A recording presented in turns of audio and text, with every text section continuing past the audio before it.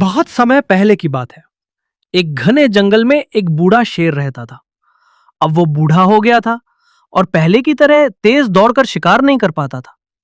भूख से परेशान होकर उसने सोचा, अब तो मुझे कोई और तरीका ढूंढना होगा, नहीं तो भूख से मर जाऊंगा।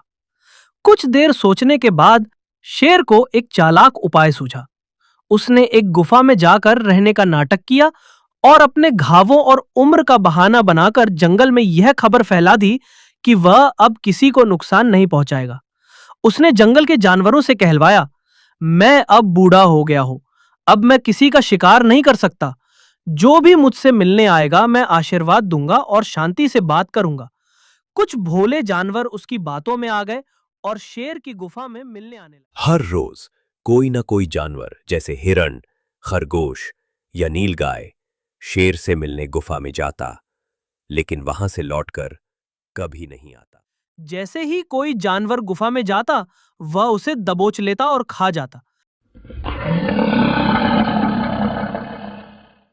धीरे धीरे गुफा के बाहर जानवरों के पैरों के निशान बढ़ते गए, लेकिन ध्यान देने वाली बात यह थी कि सभी निशान अंदर की ओर थे, बाहर की ओर कोई भी नहीं। अब जंगल में एक चालाक लोमड़ी भी रहती थी। जब उसे ये खबर मिली कि शेर अब शांति प्रिय हो गया है और गुफा में आकर सबका स्वागत करता है, तो उसे शक हुआ। वह गुफा के पास गई लेकिन अंदर नहीं गई। उसने गुफा के बाहर खड़े होकर देखा कि सभी पैरों के निशान सिर्फ अंदर गए हैं, बाहर कोई भी नहीं आया। लोमड़ी जोर से बोली, हे जंगल के राजा, मैं आपको प्रणाम करती हूँ, लेकिन माफ कीजिए, मैं अंदर नहीं आऊंगी। मैंने देखा कि गुफा में जितने भी जानवर गए, कोई वापस नहीं आया।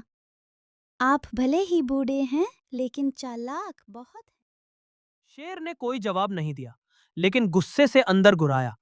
लोमड़ी ने मुस्कुराकर कहा, मैं मूर्ख नहीं हूं जो अपनी मौत खुद बुला लाऊं।